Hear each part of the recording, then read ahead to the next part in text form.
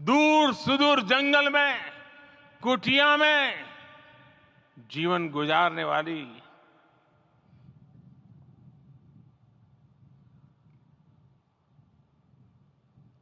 मेरी आदिवासी मां शबरी का ध्यान आते ही अप्रतिम विश्वास जागृत होता है। मां शबरी तो कब से कहती थी, राम आएंगे।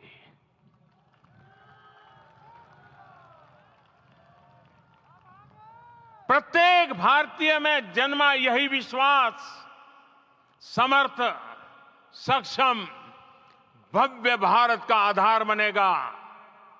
और यही तो है देव से देश और राम से राष्ट्र की चेतना का विस्तार। हम सब जानते हैं कि निषाद राज की मित्रता सभी बंधनों से परे है। निषाद राज का राम के प्रति सम्मोहन, प्रभु राम का निषाद राज के लिए अपनापन कितना मौलिक है। सब अपने हैं, सभी समान है। प्रत्येक भारतीय में अपनत्व की, बंधुत्व की ये भावना समर्थ, सक्षम, भव्य, दिव्य भारत का आधार बनेगी। और यही तो है देव से देश और राम से राष्ट्र की चेतना का विस्तार। साथियों, आज देश में निराशा के लिए रत्ती भर भी स्थान नहीं है। मैं तो बहुत सामान्य हूं, मैं तो बहुत छोटा हूं। अगर कोई ये सोचता है तो उसे गिलहरी के योगदान को याद करना चाहिए। गिलहरी का स्मरण ही हमें हमारी इस हिचक को दूर करेगा, हमें सिखाएगा कि छोटे बड़े हर प्रयास की अपनी ताकत होती है, अपना योगदान होता है। और सबके प्रयास की यही भावना समर्थ, सक्षम, भव्य, दिव्य भारत का आधार बनेगी।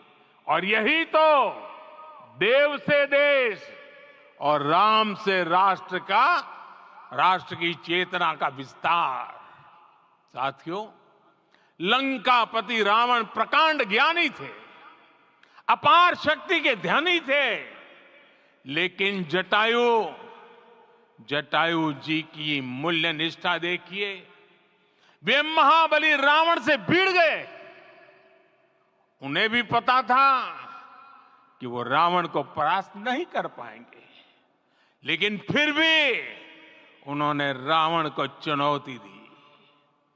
कर्तव्य की यही पराकाष्ठा समर्थ, सक्षम, भव्य, दिव्य भारत का आधार है। और यही तो है देव से देश और राम से राष्ट्र की चेतना का विस्तार। आइए हम संकल्प लें कि राष्ट्र निर्माण के लिए हम अपने जीवन का पल पल लगा देंगे। राम काज से राष्ट्र काज, समय का पल पल, शरीर का कण कण राम समर्पण को राष्ट्र समर्पण के ध्येय से जोड़ देंगे। मेरे देशवासियों, प्रभु श्री राम की हमारी पूजा विशेष होनी चाहिए।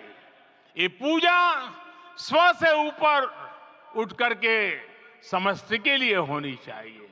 ये पूजा अहम से उठकर वयम के लिए होनी चाहिए।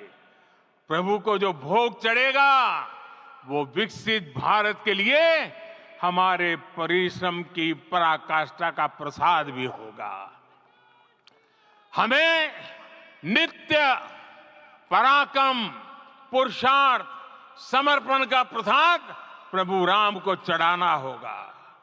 इनसे नित्य प्रभु राम की पूजा करनी होगी, तब हम भारत को वैभवशाली और विकसित बना पाएंगे। मेरे प्यारे देशवासियों, ये भारत के विकास का अमृत काल है।